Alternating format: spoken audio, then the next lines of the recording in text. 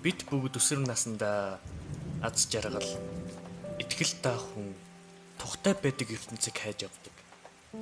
Гэвч энэ бүхэн миний бодсноос ч энгийн зүйлээс эхэлдэг байсан. Одоо харин би ганцаар харагдаж байгаа ч сэтгэлд минь бяцхан зүрхнүүд гүйлдэж байгаа болохоор үйлдэл тэнгэрээс гэрэл тусаж байгаа мэт л санагдаж байна. Заримдаа урлаг гэдэг зүйл намайг ганцаардуулдаг юм шиг. Гэхдээ би өсвөр насныхан хүүхдүүдийг урлагаар дамжуулж үлгэр дуурайлал гэрэлтэд замаар явуулах хэрэгтэй. Энэ бол миний урлагийн ханхуу болсон үүрэг юм. Хөгжим тоглох бүрт зүрх минь цохилж тоглож наадах үед аз жаргалд хүрж сонссон шүүмжлэл доромжллууд зүрхэнд минь хүнд тусаж түүгээрээ уран бүтээл төрөөж амьдрах нь миний хувьд амар амгалан ялалт байдаг нь гайхалтай байдаг.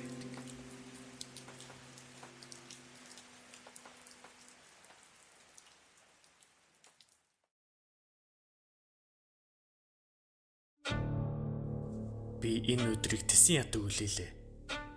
Зунжангаа сайхан амарлаа. Одоо урлагт анхаарч өөрийгөө олох цаг боллоо.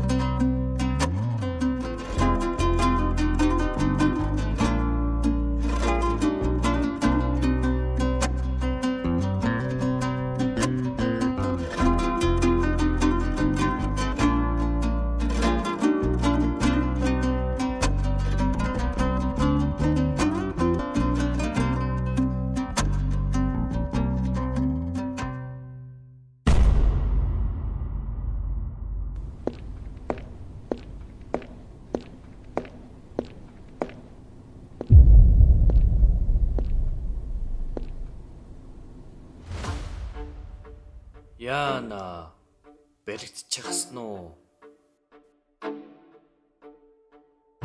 Чи энд юу хийж байгаа юм бэ? Үйдээд л эхлэе.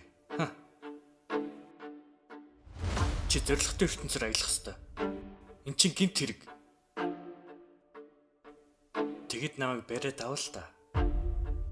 Би өөртөө зөндөө тулалцсан. Одоо хангалттай. Чи өөрийгөө хэн гэдгийг мэдхүү. Чи бол зүгээр л өөрийгөө ханхүү гэж нэрлсэн жаал хүн шүү дээ.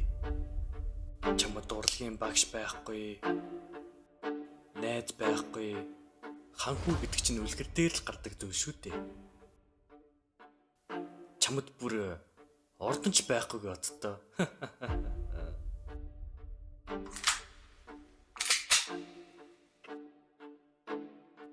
Би чам шиг бусдад найцыг мэдрүүлж хүн гойж явдаг хүн биш.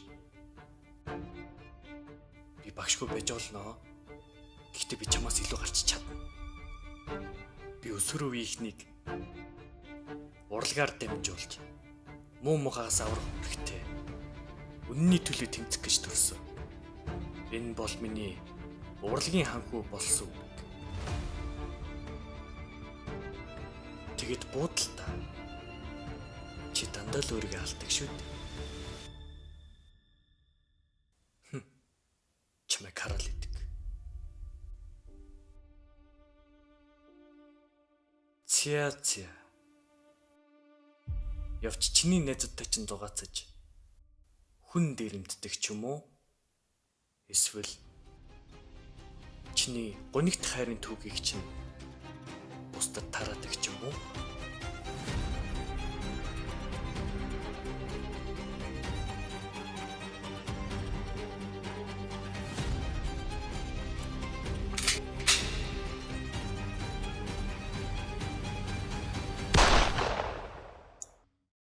Буудад нэмэргүй дээ.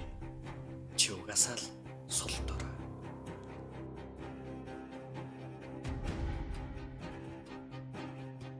Яа гэвэл намайг арай цохих гэж байсан юм уу да? Би яг үндэ өөртөөс ирээгүй. Сүнсний ертөнцөөс ирсэн. Ингээд урлагийн ханх хүүгийн сүүл чимүүч миний галт байх бол.